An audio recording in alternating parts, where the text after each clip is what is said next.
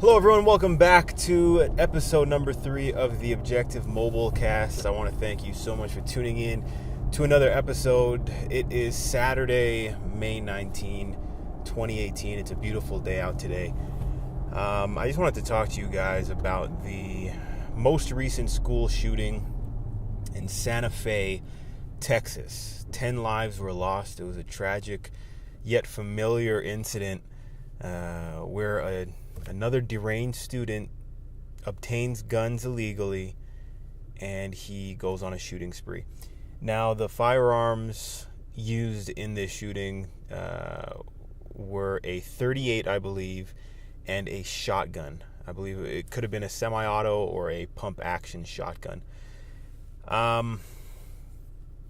Obviously, first of all, my heart goes out to those who have been affected by this egregious crime and this terrible tragedy. I can only imagine to have, family members, your child, your brother, your sister, and just knowing that they've gone through and that they've had to suffer through such a terrible ordeal. So obviously, I just want to, before we begin, just send my condolences to the families involved in this shooting.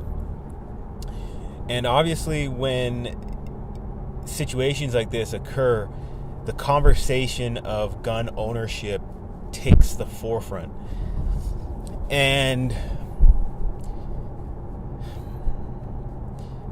I remember when, even Parkland shooting, or even before that, any shooting where there was an assault rifle, or any mass shooting in general where there was an assault rifle used, I was talking to my friend. I said, you know what? They're going after assault rifles right now, but if people knew the devastating power of a shotgun, I'm sure they'd go after a shotgun as well. And surely enough, in this school shooting, shotgun was used. And who knows, this is interesting because no assault rifle was used at all.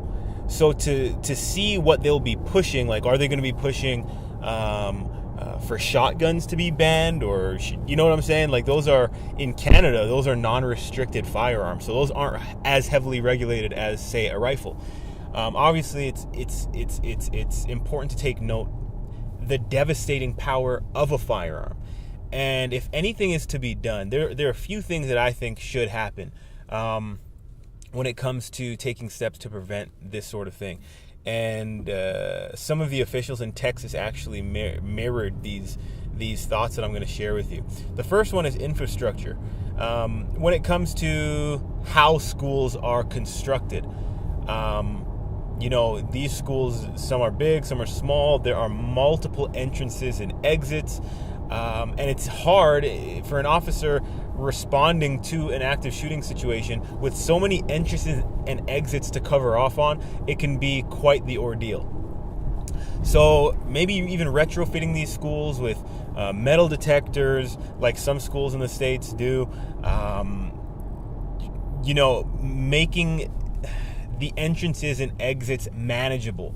And obviously this the flip side of changing the way that exits and entrances operate, just say that you're in a situation where there is a school shooting, but your exits are now limited. Yes, the entrances will be limited, but the flip side means that the exits will also be limited. So an escape plan will be kind of hindered.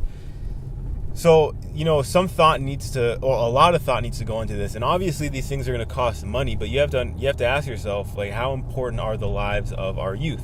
How important are the lives of the next generation? So cost should be no question. And when you lower the amount of exits and entrances, that means that you allow for more resources to hold certain entrances, or to be present at certain entrances. Because, this guy was wearing a trench coat, carrying a shotgun underneath the trench coat in 90-degree weather. So, it's things like that stick out. And if you can deal with a threat before it even enters a soft target such as a school, and so be it. I'm still for school resource officers. There have been multiple school shootings in the past that have been averted by school resource officers. Now, obviously, the media is quiet on these things and on these scenarios because it goes against the narrative of gun control. So I do strongly believe in school resource officers. I'm not yet sold on the fact or the idea of arming teachers. I don't think that's necessary, to be honest with you. I think that more harm than good could come out of that situation. But obviously, I mean, if someone has a good argument, definitely leave it below in the comments, and I'll consider. I consider a wide range of things. What's another thing that I wanted to bring up in regards to this? Oh, yes.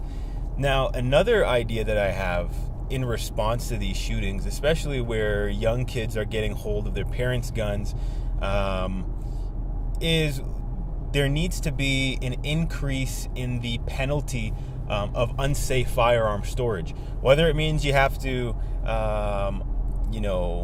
increase the standard of what we consider a safe firearm.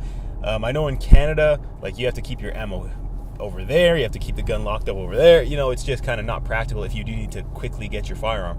But it's something to consider, especially when you have so many instances of these kids getting hold of their parents' guns or having access to their parents' guns. So it's something that we could consider, whether it be a tip line if someone knows that a family member or a friend is not taking care of the storage of their firearm, something. Because I think it's ridiculous to have these guns that are legally owned and then just have your child illegally steal the firearm and then go on a shooting spree. It's just something that's so avoidable. So I think gun ownership, there should be an onus on gun owners, a responsibility to ensure that you're locking your firearms up and you're storing them correctly. Because there's so many instances, not only of mass shootings, but so many instances of children getting a hold of their parents' guns and shooting their siblings, shooting themselves by accident, because they just don't understand the gravity and the magnitude, the power that these instruments and these tools have. So those are two things that I've considered and I've thought about that doesn't necessarily affect gun owners in a way that it limits their rights. And I think that's very important, because another important thing before I close here, guys, is that the thing that really divides gun rights activists and gun control activists is the fact, like, we have to remember that both parties care about the youth.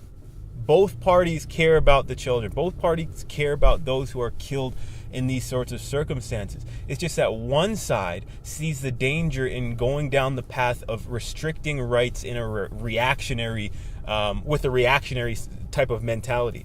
The more the government restricts their citizens' rights, historically, nothing good comes from that. So it's a matter of setting a dangerous precedent, going down a slippery slope.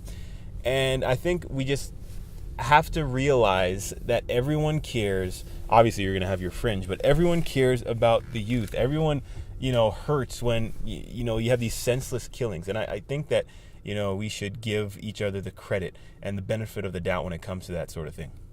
And we'll get a lot farther in discussions to come to, some sort of conclusion. So with that, guys, at 9 minutes, I think that should be it. For all of my gun owners, just responsibly lock your firearms up. There's no reason that your child who doesn't understand the respect that needs to be had for firearms, there's no reason why they should obtain these guns and put other family members in danger. So I think at the very least, gun owners say, don't touch my guns. These are my rights. I think at the very least what we can do to avoid most of these, what's the word I'm looking for? Accidental discharges. The most we can, or the least we can do, is make sure that we store our firearms in a safe manner. Yeah. So thanks again for stopping by today or coming on a ride with me. Much love to you guys. And remember to make it your goal to be objective. Have a good night.